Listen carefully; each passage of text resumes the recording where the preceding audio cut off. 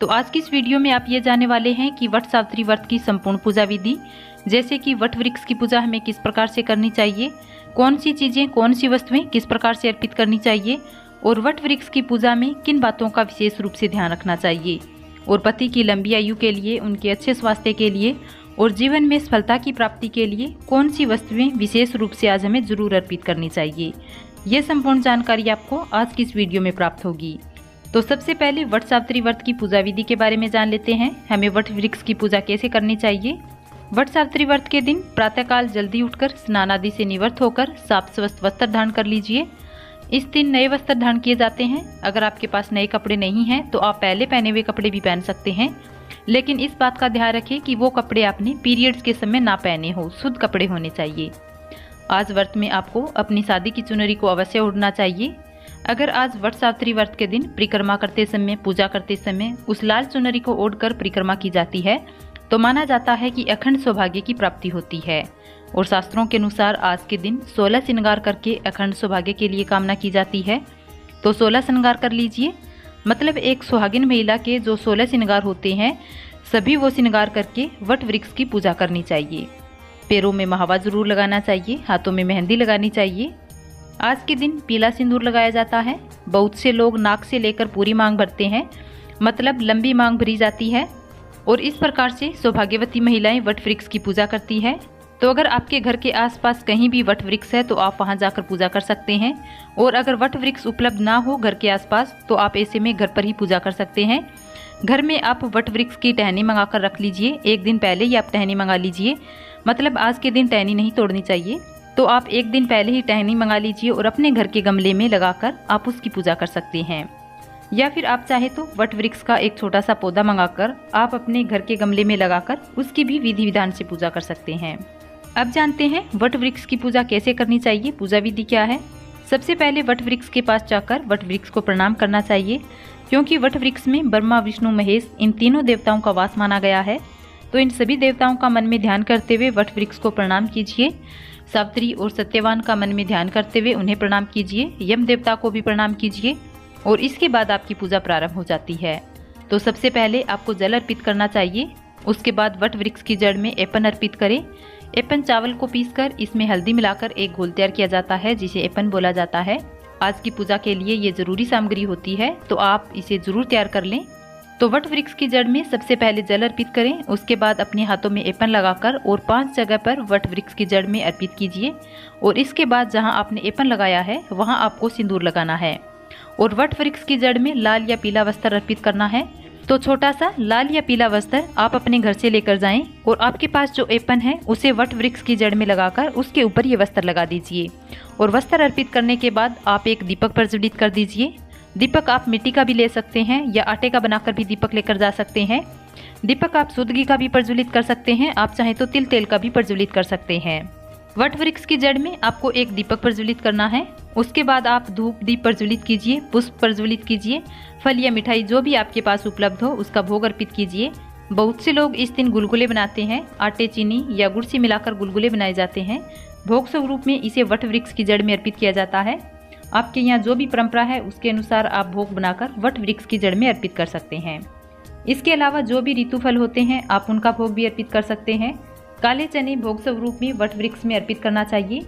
What वृक्ष की जड़ में ही सत्यवान और सावित्री की फोटो रखकर भी पूजा की जाती है। बहुत से लोग जो एपन लेकर जाते हैं वो उसी एपन से वट वृक्ष की जड़ में सत्यवान और सावित्री की प्रतिमा बनाते हैं, फिर उसी की विधि विधान से पूजा करते हैं। अगर आपके पास फोटो या चित्र है तो वट वृक्ष की जड़ में रखकर पूजा करें, नहीं तो स्वयं से आप चित्र बनाकर उसकी विधि विधान से पूजा करें। सावित्री को सिंदूर अर्पित करें, सुहाग की सामग्री अर्पित करें। वट वृक्ष के पास ही सारी चीजें अर्पित की जाती है, जैसे कि फल, मिठाई, सुहाग की सामग्री, ये सभी चीजें वट वृक्ष के पास ही अर्पित की जाती है। सुहाग की सामग्री आप अपने लिए अलग से भी चढ़ा सकते हैं। उसके बाद आप दान करने के लिए चढ़ाना चाहते हैं तो दान करने के लिए भी अलग से चढ़ा सकते हैं। दान करने के लिए कैसे दान करना चाहिए। आज के दिन जो दान किया जाता है वो बांस के पंखे पर सभी सामग्री जो दान की सामग्री होती है, चाहे आप फल का दान करना चाहते हो, मिठाई का दान करना चाहते हो या सुहाग की सामग्री का दान करना चाहते हो, ये सभी चीज़ें बांस के पंखे पर रखकर अर्पित की जाती है और पूजा के बाद इन सभी चीज़ों का दान किया जाता है। दान भी बहुत से लोग धोबिन को दान करते हैं। कई जगह पर ये वस्तुएं ब्राह्मण या ब्राह्मणी को दान की जाती है। तो जैसे भी आपके यहाँ परंपरा है आप उसी के अनुसार दान कर सकते हैं। जब आप दान के लिए सामग्री बांस के पंखे पर रखते हैं तो सबसे पहले उस पर एपन लगा दीजिए। उसके बाद बरगद का पत्ता रख दीजिए। उसके ऊपर आप सारी सामग्री रखकर फिर श्रद्धापूर्वक ब्राह्मण को या धोबिन को जिसे आप दान करना चाहते हैं दान कर दीजिए। वट वृक्ष की पूजा करने के बाद वृक्ष में बांस के पंखे से हवा देनी होती है। थोड़ी सी देर बांस के पंखे से वट वृक्ष की जड़ में हवा देते हैं और फिर इस पंखे को संभाल कर रखा जाता है। घर आने के बाद इसी पंखे से पति को हवा दी जाती है। पति के चरण स्पर्श किए जाते हैं, उनसे आशीर्वाद लिया जाता है। वट वृक्ष की जड़ में आप सुहाग की सामग्री अर्पित करते हैं। अपने लिए आप साड़ी अर्पित कर सकते हैं। सुहाग की आप 16 सामग्री अर्पित कर सकते हैं। इसके अलावा आप बिछुए पायल ये सब चीज़ें भी अर्पित कर सकते हैं और इन सभी चीज़ों का आप स्वयं प्रयोग करेंगे। माँ सावित्री का आशीर्वाद मानकर आप प्रयोग करते हैं तो अखंड सौभाग्य की प्राप्ति होती है। इसके साथ ही अपने पति की लंबी आयु के लिए, उनके स्वास्थ्य के लिए, जीवन में सफलता की प्राप्ति के लिए, इसके लिए आप अपने पति के निमित्त कोई ना कोई वस्त्र अवश्य अर्पित कीजिए जिसे वो बाद में धारण करेंगे। पूजा करने के बाद विधि विधान से वट वृक्ष की पूजा करने के बाद वट वृक्ष की कपूर से आरती कर लीजिए और इसके बाद हमें परिक्रमा करनी होती है। परिक्रमा करने के लिए आपको कच्चा सूत चाहिए। कच्चा सूत ना मिले तो आप कलावा का प्रयोग कर सकते हैं। कलावा ना मिले तो आप कोई भी पीला धागा ले सकते हैं। और जितनी संख्या में आपको परिक्रमा करनी होती है, मान लीजिए आप 5 परिक्रमा करेंगे, 7 परिक्रमा कर रहे हैं, 11 या 21 या 108, जितनी संख्या में आप परिक्रमा करना चाहते हैं उतनी संख्या में आप काले चने का प्रयोग कर सकते हैं, मूंगफली के दाने का प्रयोग कर सकते हैं। बहुत से लोग सुहाग की सामग्री का प्रयोग करते हैं, जैसे कि बिंदिया लेते हैं या आप नेल पेंट का प्रयोग कर सकते हैं या अलग अलग सुहाग की सामग्री मिलाकर वो 108 हो जाती है, उसी से आप परिक्रमा करते हैं। तो जिस भी प्रकार से आप जिस भी वस्तु से परिक्रमा करना चाहते हैं कर सकते हैं और जिस जगह पर आप बैठकर पूजा करते हैं वहीं से परिक्रमा शुरू होती है। परिक्रमा करने के लिए अपने हाथ में थोड़ा सा सिंदूर ले लीजिए। पीला सिंदूर प्रयोग किया जाता है। आज के दिन तो सिंदूर अपने हाथ में ही रखिए और कलावा ले लीजिए जिससे आपको परिक्रमा करनी है, मतलब कच्चा सूत या कलावा जो भी आपके पास उपलब्ध हो। और परिक्रमा की गिनती करने के लिए काले चने, सुहाग की सामग्री या मूंगफली के दाने जो भी आपके पास उपलब्ध हो उसे लेकर आप परिक्रमा प्रारंभ करें। तो जिस जगह से आप परिक्रमा प्रारंभ कर रहे हैं वहाँ पर धागा लपेट दीजिए, मतलब वहीं से धागा लपेटना प्रारंभ कर दीजिए। फिर आप एक परिक्रमा पूरी कर लेते हैं तो जहाँ से आपने परिक्रमा शुरू की है वहाँ पर आकर आपको सावित्री को सिंदूर लगाना है अपनी अनामिका उंगली से और उसी उंगली से अपनी मांग भरनी है। और जो चने आपने अपने हाथ में लिए हैं या मूंगफली के दाने, सुहाग की सामग्री, जिस भी चीज़ से आप गिनती कर रहे हैं अपनी परिक्रमा की, तो एक वहाँ पर रख दीजिए और उसके बाद दूसरी परिक्रमा कीजिए। इस प्रकार से आप जितनी भी संख्या में परिक्रमा करना चाहते हैं कर सकते हैं।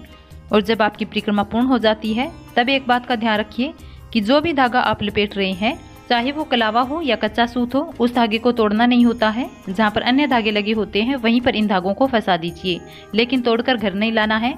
जब आपकी परिक्रमा पूर्ण हो जाती है वृक्ष देवता को प्रणाम कीजिए। पूजा पूर्ण करने के बाद सभी सुहागिन महिलाएं वट वृक्ष को सिंदूर लगाती हैं। आज के दिन एक दूसरे को सिंदूर लगाने से अखंड सौभाग्य की प्राप्ति होती है, सौभाग्य की वृद्धि होती है।